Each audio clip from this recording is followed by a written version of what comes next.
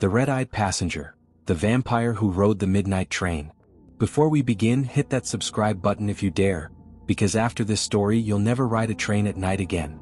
It started on a cold November night in Ashmere, a small town tucked deep in the countryside of Maine. The fog was so thick you could barely see a few feet ahead, and the only sound was the wind scraping through the old rail tracks that hadn't been used in years. Locals called it the ghost line. The last passenger train had stopped running in 1998, after a strange incident where the conductor vanished mid-route.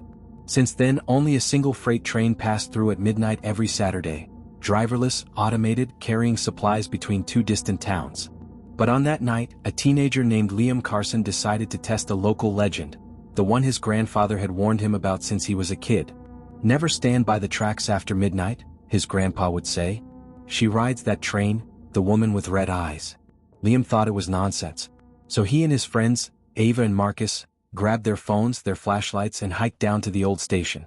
The clock struck 12:07 a.m. when the rumbling began. The sound of metal on metal echoed through the valley. They could barely breathe from the chill as the fog rolled in heavier. The freight train appeared, slow, massive, and empty. Its windows were dark, except for one. In the very last carriage, a dim light flickered. And there, sitting by the window, was a woman. Her face half hidden by her black hair. She wore a long, old-fashioned coat, like something from a different century. Marcus zoomed in with his phone camera. "Dude, she's staring at us." Ava laughed nervously. "No, that's just your reflection." But it wasn't, because when Marcus waved, she waved back. The train rolled by, slow and endless. When the last carriage passed, the kids turned to each other, their laughter gone. Then came the sound. A single knock. Then another. Coming from behind them. They spun around, and the train was gone. The fog, the sound, everything. The tracks were empty. "Wait," Liam whispered. "Did you record that?" Marcus nodded, hands shaking as he replayed the video. The footage showed the train. The woman. The wife. But then, something strange. The camera glitched, and for a split second her face filled the entire screen. Her eyes were glowing red. Her mouth was open too wide, showing something sharp. The phone shut off. That was the last footage ever posted to Marcus's account. It went viral the next morning, 2 million views in hours. Comments flooded in, "This looks too real. Is this CGI? Who is she?" By Monday, Marcus was missing. Ava told police he was acting weird all weekend, saying he kept hearing the train at night, even though no train had passed. He said he saw the woman's reflection in his bedroom window.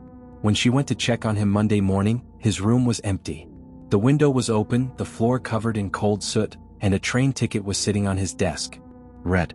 One way. Midnight. The case caught national attention. Reporters came from all over the country to film at the Ashmere tracks.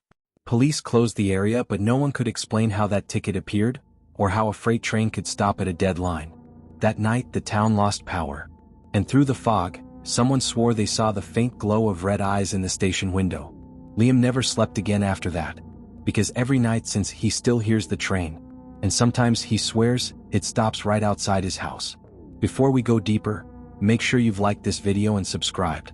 Because what you're about to hear next isn't just a story, it's a real nightmare that never stopped. The morning after Marcus vanished, Ashmere looked like a town holding its breath. No birds. No trains. Just silence. The police searched the woods near the tracks, thinking maybe he wandered off, but they found something worse. Footprints, barefoot, leading toward the old train tunnel. And beside them, smaller prints. Too small to be human. Liam tried to stay calm, but the more he rewatched that video, the stranger things got. The timestamp kept changing, 12:07, 12:06, then 12:05, like time itself was rewinding. And every time he paused, the woman's face was closer. Her mouth wider. The eyes brighter red.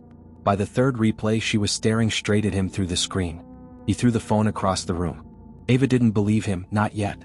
But that changed 2 nights later, when she started hearing the same sound from her backyard, the distant rattle of train wheels. Only there were no train tracks anywhere near her home.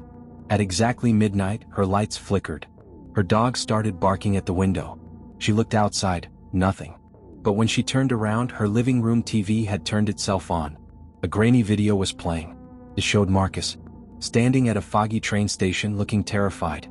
He whispered something the microphone barely picked up. "She's real." Then the screen glitched and a pale hand reached out toward the lens. Ava screamed and unplugged the TV.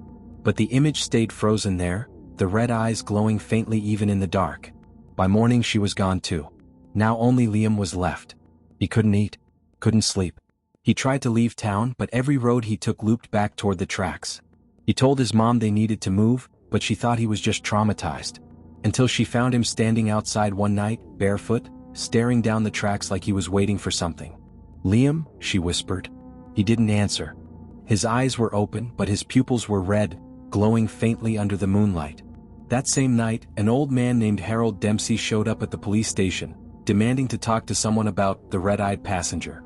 He was 72, a retired train conductor, and the only survivor from the 1998 derailment that shut down the Ashmere Line. "She wasn't human," Harold said, his voice trembling. "We picked her up outside Black Hollow. A woman in a long black coat, no luggage, no ID. Said her name was Alara. She didn't blink once during the entire ride. When we went through the tunnel, the lights went out. By the time they came back on, the passengers were gone. All of them. Just piles of ash on the seats." The officer stared at him. "And you?" "I jumped off the train before it stopped." He leaned in close. "But she never left. She's trapped on that line, and anyone who sees her becomes part of it." That recording never made it to the news. The next day, Harold was found dead in his home. Every window covered in soot, his skin pale as paper, his eyes open and red. The authorities sealed off the entire area. But that didn't stop the train. Residents began hearing it again. Long after midnight, the sound of steel echoing in the fog, shaking the ground beneath their houses. Some said they saw the silhouette of a woman standing on the tracks, waving slowly as it passed. Others swore they heard whispers saying, "One way. Midnight." By the end of the week, the whole town of Ashmere was empty. Police said everyone evacuated. But satellite photos told another story, a single train car sitting on the old tracks, glowing faintly red in the fog.